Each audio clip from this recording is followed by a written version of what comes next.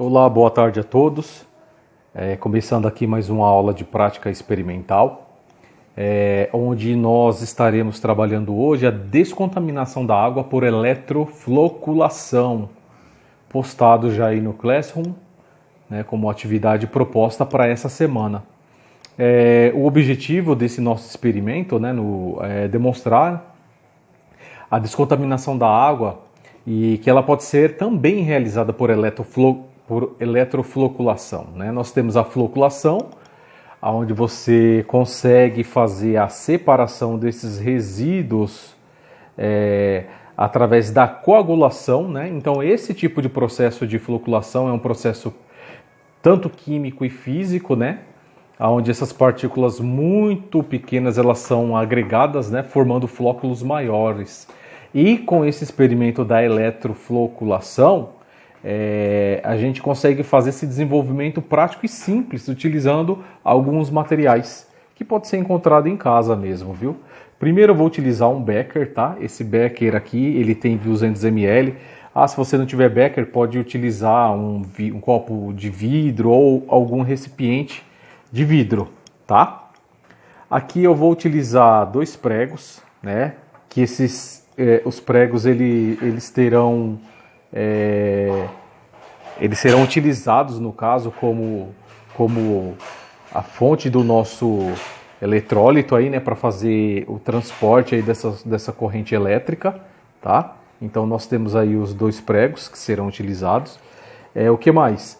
Teremos aqui a garra tipo jacaré, que você pode encontrar nessas casas de materiais eletroeletrônicos. Tá? É muito simples, barato também. Fio, tá? Então eu vou estar utilizando o fio, o preto e o vermelho, mas pode ser qualquer tipo de fio de cobre para você prender aqui nas garras jacaré, tá?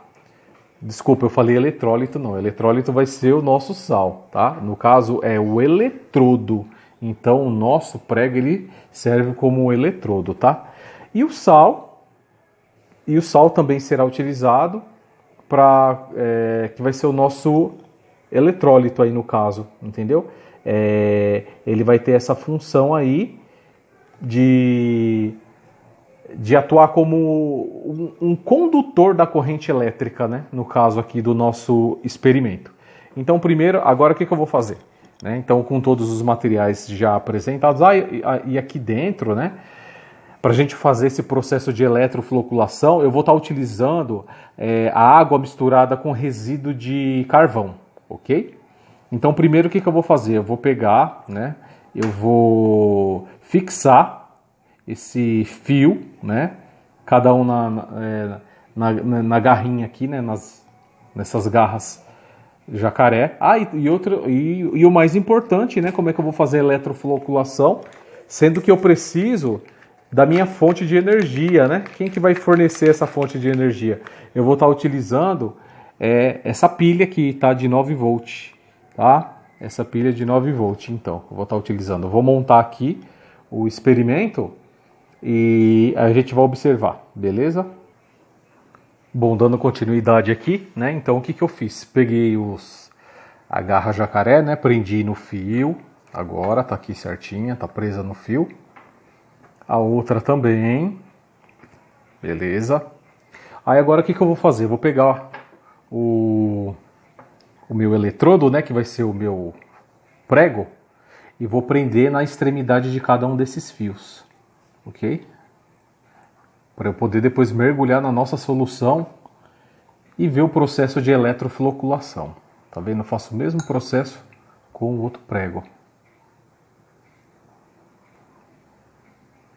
Ótimo.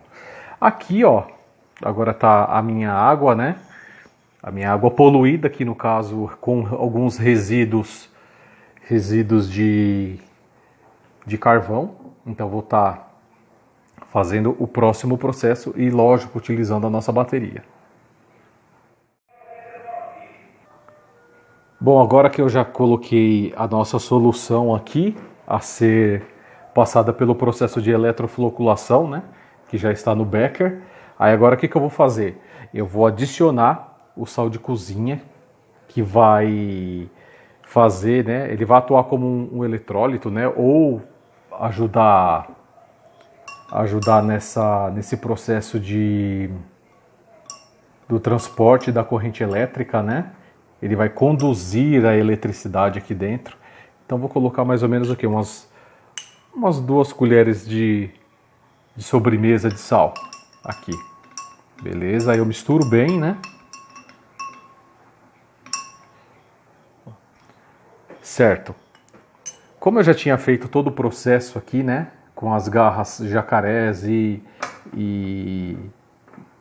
prendi também o prego aqui na minha extremidade, o que eu vou fazer agora? Agora eu vou pegar e vou prendê-la na nossa bateria, quem vai estar fornecendo essa corrente elétrica, ok? Então a gente pega aí a nossa bateria e a gente prende aí.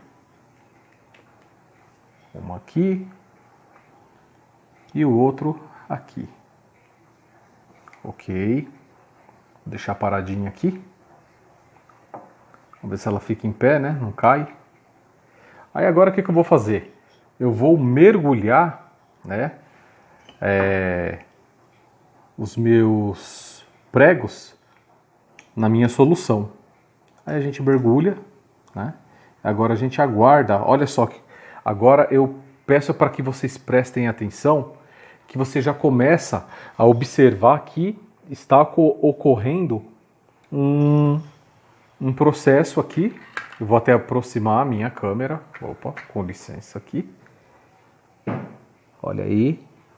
Então a gente consegue observar, ó, que já está agindo, né, esse processo da eletrofloculação. Então nós temos aí a reação de oxirredução, né?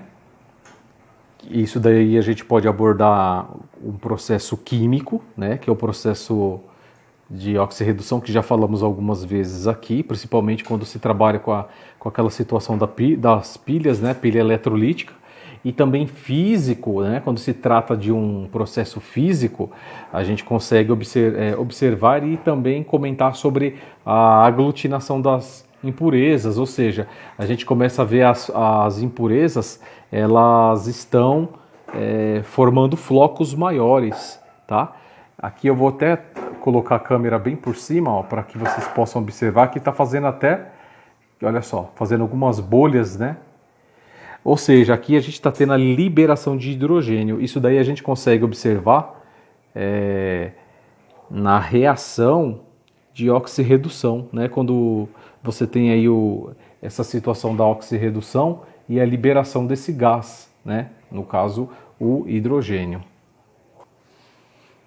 Esse é um processo que é um pouco demorado, então o que acontece? Eu vou deixar ele aqui, né? Passando por todo esse processo, e daqui um tempinho, na hora que a gente voltar, a gente consegue observar melhor isso daí, essa separação. A gente consegue observar que a cor da água ela começa a ficar mais clara com o passar dos minutos, entendeu? Como vocês podem observar, olha, aí nós ainda podemos observar, né, que a liberação do gás, né? E a gente observa que está começando a ficar mais clara, né?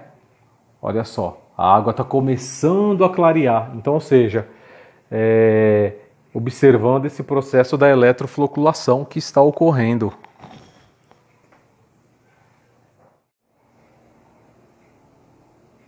Aproximando mais a câmera, aí agora a gente consegue observar bem isso daí.